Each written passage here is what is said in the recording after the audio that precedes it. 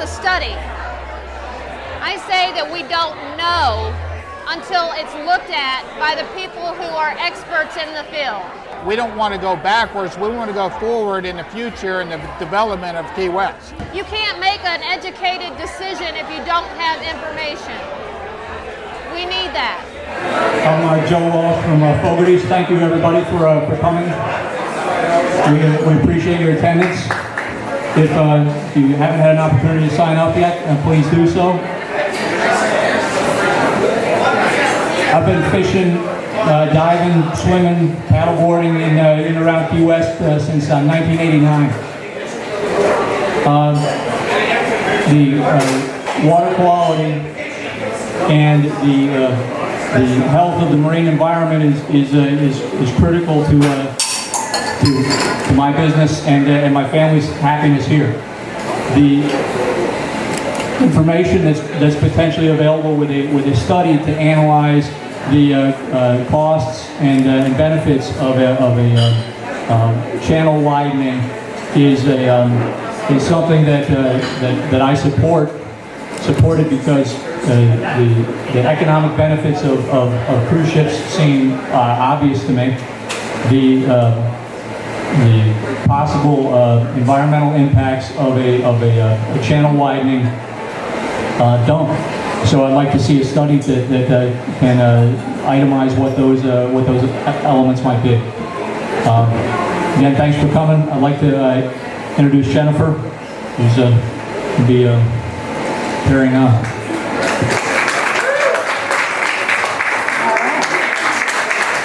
I'm short, I'll stay on the stage.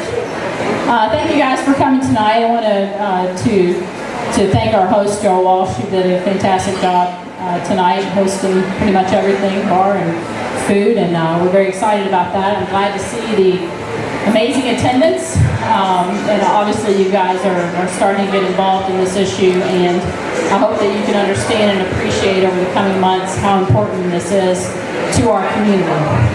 And again, this is not about dredging the channel, this is not about widening the channel, this is about an informational study that we need that's important to our community because of the declining numbers of cruise ship passengers and the economic impact. So we're here tonight to talk about that, and obviously we're so happy that you guys are here. We're looking at approximately $80 million that come into our community, the Key West community, every year from cruise ship passengers. And that number has been declining due to the restrictions in our channel. So we are here tonight to talk to you about that. We have Dr. Lockwood, who's the president of our political action committee. We have Scott Saunders, who a lot of you know. He's the owner of the Fury, along with Marius Hunter. And they're going to talk to you as well. So, but I want to talk to you about where we've come, where we are, and where we're going before October 1st of this year. As you probably know, the Chamber of Commerce brought this issue before the City Commission this past year. In October, the City Commission voted to send the feasibility study issue to our voters. So on October 1st, you're going to be asked a yes or no question about whether you think the City Commission should authorize a study that is going to be conducted by the Army Corps of Engineers, which is the only entity that can conduct this study. We don't have an option. But the Army Corps of Engineers can conduct this study, and it will analyze the economic impact, it will look at the environmental impact, it will look at the social impact to our community of cruise ships. So this is information that we've never had before. It's information that we can use to determine the fate of our tourism economy. Now, whether or not you agree with cruise ships or whether or not you want to see cruise ships in our harbor, the fact remains that a third of all of our tourists each year that come to Key West come on a cruise ship. So there is absolutely an economic impact. And the numbers vary from which study you look at, but we're talking, somewhere between 10% and 25% of our tourism economy. So those are big numbers. The other side is going to tell you that doesn't matter. There's just 10% or 12% or whatever it is. They're going to tell you that doesn't matter. But if we look at how that affects our economy, if our economy shrank by just 5%, the impact would be enormous on our community.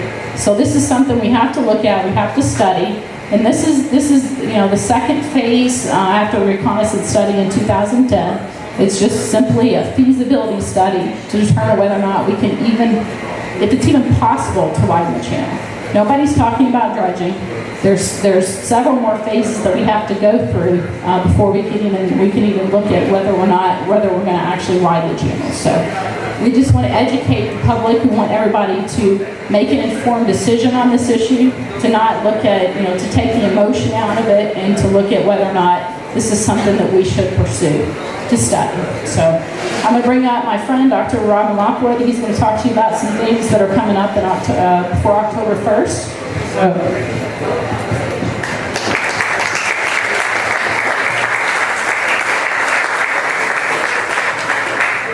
Thank you for coming. We're going to be, all of you signed up hopefully with your email address. We're going to be contacting you. We want to turn out the vote of people that work in Key West. This issue is important to everyone that works downtown or works in a business that does business with cruise ship passengers. And jobs depend on this. It's a significant portion of everyone who works in Key West income.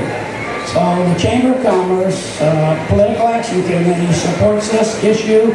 We would like you to support it. We would like you to go back to your business and try to organize other people who work in your business for us. So if you have 5 people in your business, find out if they're registered to vote. They have to live in the city to vote. So if they live in the city and they're not registered to vote, please help us get them registered to vote. And we will be contacting you on your email to try to turn out this vote. There are a number of people in this town, as you know, that don't like cruise ship passengers. There are a lot of second homeowners and others that don't really live here and are not invested economically in the community. We're not in favor of this. So we are going to concentrate our efforts on organizing the people who work here and get them to vote. And hopefully we can do a good job of getting those out with your help. And I need the help of everybody here to work on their particular businesses. So we will contact you. Thank you very much.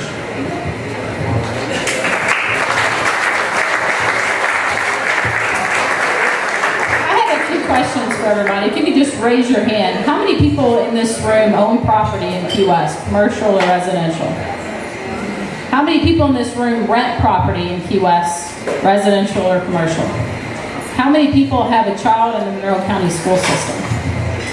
How many people are employed by the Key West government? How many people are employed by Monroe County government? Is there anybody in here that has not raised their hand? All right. There's one guy. You're the only person in this room that's not affected by cruise ships. So congratulations. And you're still here. That's good. That's the important point that we need to make over the next few months. This is not about cruise ships and t-shirt shops. This is about every single one of us, and it affects us on 2 levels. It affects us with our businesses. Even if you don't have a business right out here on Duval Street, the people that, and this is an interesting story, even if you have a business on North Roosevelt, I had a guy that contacted me the other day that had a business on a restaurant, small little deli on North Roosevelt.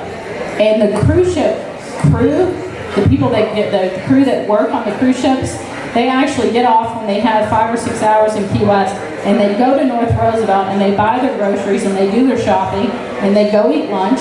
And he said it's 25% of my business. So if I lose that, there goes my profit margin, and then I'm going to have to lay off employees. So it's not just about what happens on Duval Street. It really does affect every one of us.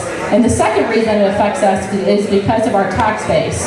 And I'm sure most of you know this, but cruise ship disembarkation fees are what helps subsidize our government. So all the taxes, the property taxes that we pay, which are lower in Monroe County than almost every county in the entire state of Florida, are subsidized because of cruise ships and because of tourism. So it does affect everybody.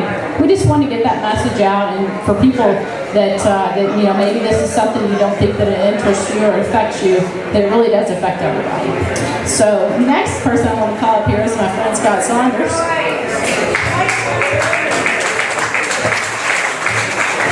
Thanks, Jennifer and Robin. I'm not much for public speaking, but I first want to thank each and every one of you coming out tonight. I am 4 generations from Key West. The last thing I would ever want is to do anything to harm our environment. So I'd like to have some information that helps me know whether that would occur or not. And the only way to gain that information is through a study. We employ at Fury a lot of people, and we feel it's important for us to know what the impact would be if cruise ships couldn't come to Key West anymore, right? I think we would have to, over time, lay off a third of our employment base. A lot of those people are parents and people with girlfriends that live here on the island, and this is how they're employed. And I look at their children who are in schools. And before we start laying off people because we simply didn't want to do a study, I'd like to gain some information. And so I think it's really important for us to have a study. I don't think we should just say absolutely not, because too much at risk. Too much is at risk for us to do that. Also, I think a study gives us options. I always like to have more options when I'm considering what we can and can't do. If we simply stick our head in the sand and say no to this, I think that wouldn't allow us to make a good decision. So I think you've heard that from Jennifer and Robin, but this is a simple thing for us. We just want information to help us make a good decision. A lot is at stake. None of us here in this room, I believe, want to have an environmental impact that's irreplaceable or something that's devastating to our environment. We just want information to make decisions with it. So on behalf of Fury, I want to thank each and every one of you for coming out tonight. And Mari says thank you very much. And again, thanks.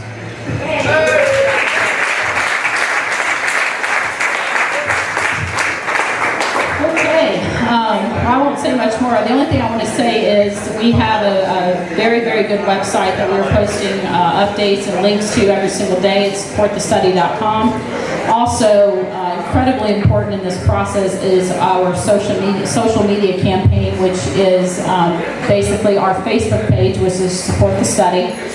So if you could please log on to, I know many of you people have Facebook accounts because you're much younger than me. So if you have a Facebook account, if you go tonight, like I know you have your phones. So if you have a phone and you have not liked the Facebook page, go there right now, support the study, like it.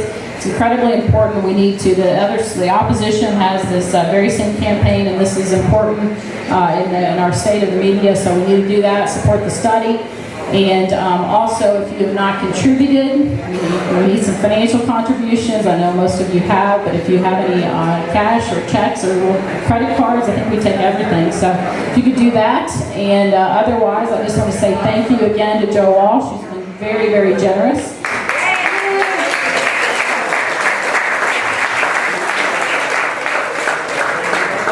And we also have City Commissioner Mark Rossi in the audience tonight.